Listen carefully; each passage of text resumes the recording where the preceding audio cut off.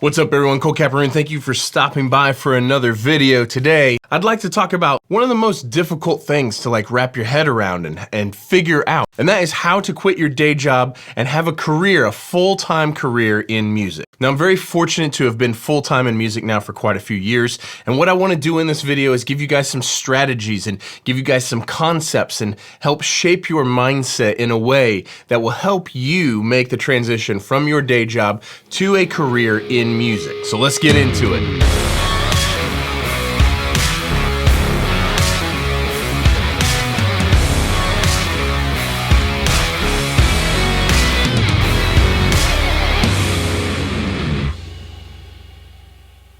Okay, now some of the things that we're gonna talk about in this video is not super sexy. It's not like a sweet new compressor or anything like that, but every single thing in this video is gonna have the equal amount of importance in helping you transition from a day job to a full-time career in music. And actually, it doesn't even matter what type of career you're trying to go into. If you were trying to become a plumber or an electrician, or it doesn't matter, all this is gonna apply because the principles are the same for every entrepreneur. If you're trying to run your own business, all of these principles will apply. The first thing that is so incredibly important is keeping your overhead low. Just because you might be making okay money at your day job, don't go buy that cool new car or that sweet truck.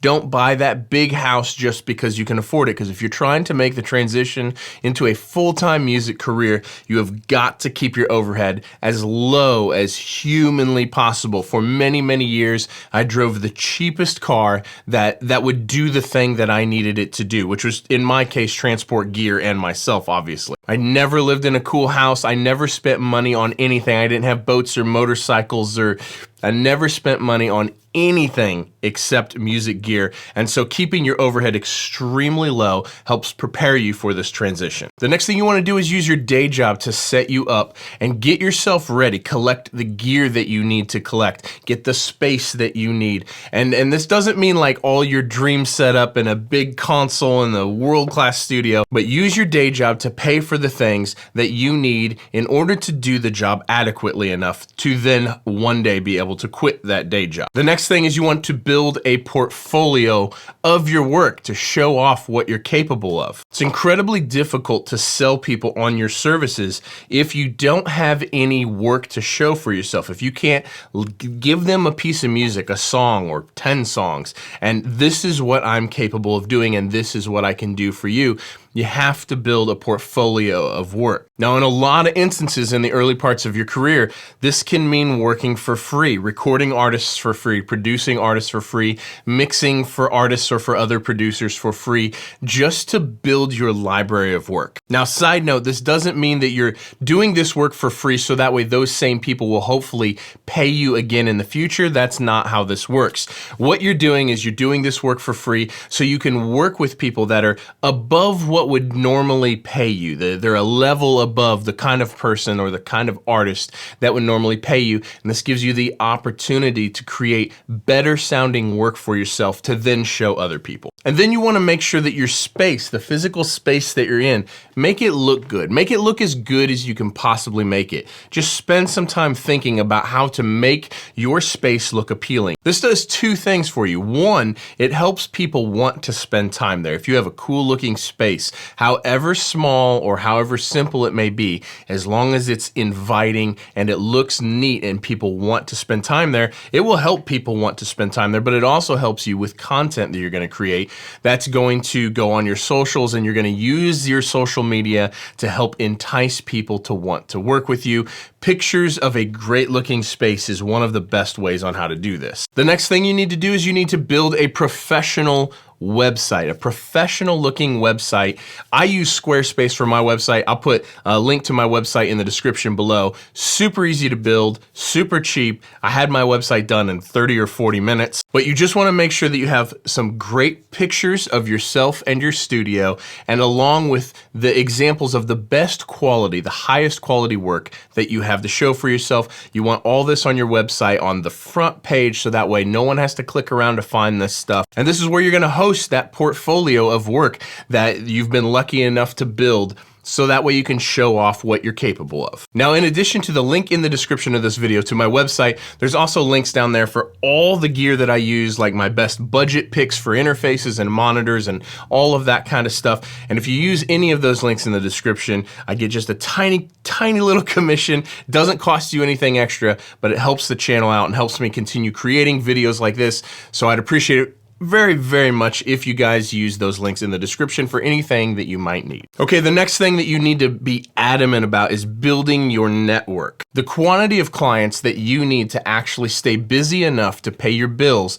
this differs for every person depending on what you do. If you are a producer, it takes a lot longer to produce a full song than it does to master a song. What you need to do is take a look at the service that you provide and how long does it take you to complete that service, and then how many times do you need to do that per week, per month, per year to actually stay busy. And it's really a good idea to break down the math this way, so that way it helps you really wrap your head around how many people you actually need to know, so that way a percentage of those people that you know would actually be willing to hire you, and that percentage of those people is a large enough number of people to keep you busy throughout the year and let you pay your bills. Okay.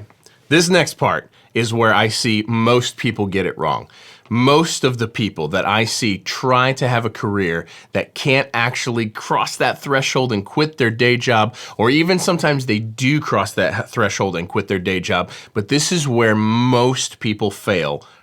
Right here. Learn to be efficient with your time. So here's how I'd like to break this down and frame this conversation to get you guys in the right mindset for what it actually takes to become successful enough to quit your job and do this full time. You work a typical day job that's 40 hours a week, we're gonna say. You may work more, you may work less, but for this example, we're gonna say you work 40 hours a week. Now you sleep about 56 hours a week. That's 8 hours a night for 7 nights in a row. That's not cutting yourself short on any sleep. You spend about 21 hours a week eating and showering and doing all that stuff, and that comes out to about 3 hours a day. However, there are 168 hours in a week. This means you have 51 hours left over. You've worked your 40-hour-a-week job. You've gotten 8 hours of sleep every single night. You've not cut yourself short on sleeping or time to eat or shower or take care of yourself, and you still have 51 hours a week that you are awake and free. That's literally more time than most people work for their day job in a whole week. So what you have to do, what I had to do, what most people fail at, is you gotta stop scrolling on Instagram. You gotta stop scrolling on TikTok. You gotta stop binge watching series on Netflix. And you have to get to work. And if you only have 20 hours worth of work that week of music to work on,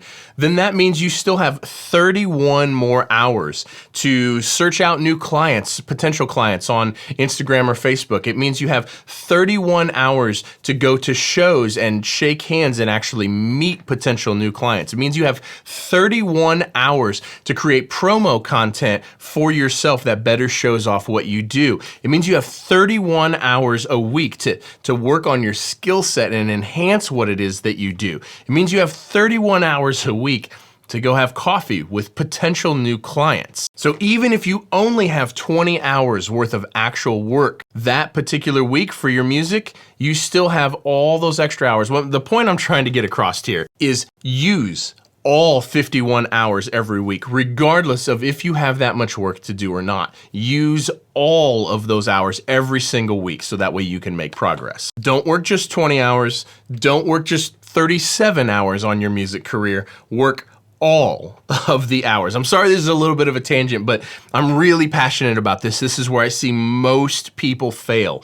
Almost everyone that fails at making a career transition into a full-time music career, it's not because they're not talented enough. It's usually because they don't try hard enough and they don't put in enough hours. Okay, so you've done all of these things so far in this video. When is it actually time to quit? This is the next thing that I see a lot of people very fearful of, and I was absolutely one of these people the first time I quit a day job to go into music. There will become a point when you have enough gear to do the job. You don't have all the gear you'd ever want, but you have enough gear to do the job, and you've used your day job to pay for this gear. There will become a point when the studio that you have, the space that you have, is good enough to do the job. It's not your dream studio, and that's perfectly fine, but it is good enough. You have kept your overhead super low, and you are out of debt. You're consistently making decent money each and every month, and you're either using that money to fund more gear purchases or to actually help pay your bills, but you're consistently making money every month from music. It may not be enough to pay all your bills, but let's say that you're making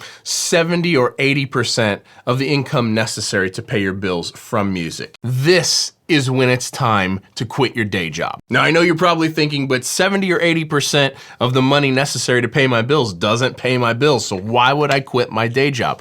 This is the thing that I never hear anyone say. I never hear anyone talk about this. When you're at this point, you've kept your overhead low and you're making consistent, decent money at music. What no one tells you is as soon as you quit your day job, the day you quit your day job, you now have 40 more hours a week to hustle, to work on getting new clients, to work on building your skill set, to work on that website or more promotional content to post on your socials. You have 40 more hours a week to go to those shows and create new relationships with potential clients and have coffee with artists that may one day hire you. Now, this doesn't mean that you just now work 40 hours a week on music. That other 51 hours a week still exists. So in the beginning months and years after you quit your day job, you're gonna be working that 40-hour week plus the 51-hour week together. You're gonna be working that 71 hours a week. Now, what's interesting is this is so much extra time, it actually becomes pretty easy to make up the difference. If you're in the ballpark of making 70%, 80% of your income necessary just to pay your bills, you can actually kick that up pretty easily because you've got so much more time every single week to dedicate to it. That's when it's time to quit your job. That's when I did it, and man, was it scary. Like knowing that I'm quitting my day job and I am not actually making enough to pay my bills yet. That's a scary jump, but as long as you are making that money pretty consistently, as long as you have 1 or even 2 months of bills saved up and put in the bank, you can make this jump, and it almost always will work. Now, after you've quit your day job, this is another thing that no one really talks about. I don't hear people talk about this. You've quit your day job, but now all of a sudden you don't have a boss to ride your ass or write you up when you're late to work. You don't have anyone holding you accountable. This is one of the other areas where I see most people fail. You've quit your day job, you've made it, now it's time to go even harder. Work that 71 hours a week every single week. Don't slow down, don't chill out, don't scroll on TikTok or binge watch Netflix. All in, hustle, hustle, hustle, hustle. Okay, so speaking of networking, it's actually NAMM. NAMM was canceled last year thanks to COVID, but it is NAMM week here in Nashville for Summer NAMM, and I'm so pumped. This will be the first event that I've done since the beginning of COVID. I've went to a couple little tiny shows, but this will be the first real event I've done since the beginning of COVID. Okay, enough talk about it. Let's go to NAMM.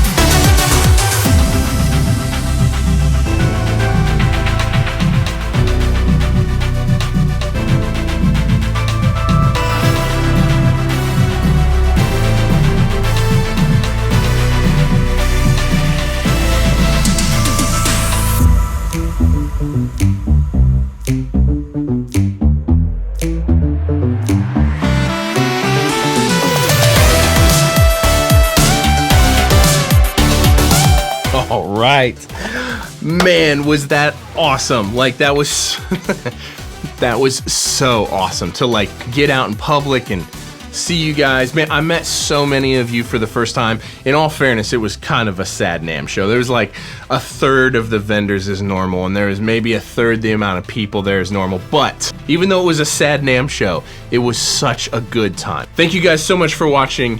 And if you haven't yet, don't forget to subscribe and give this video a thumbs up. Share with your friends, drop a comment, all of the things. Thank you guys for watching, and I can't wait to meet more of you. I'll see you guys in the next video.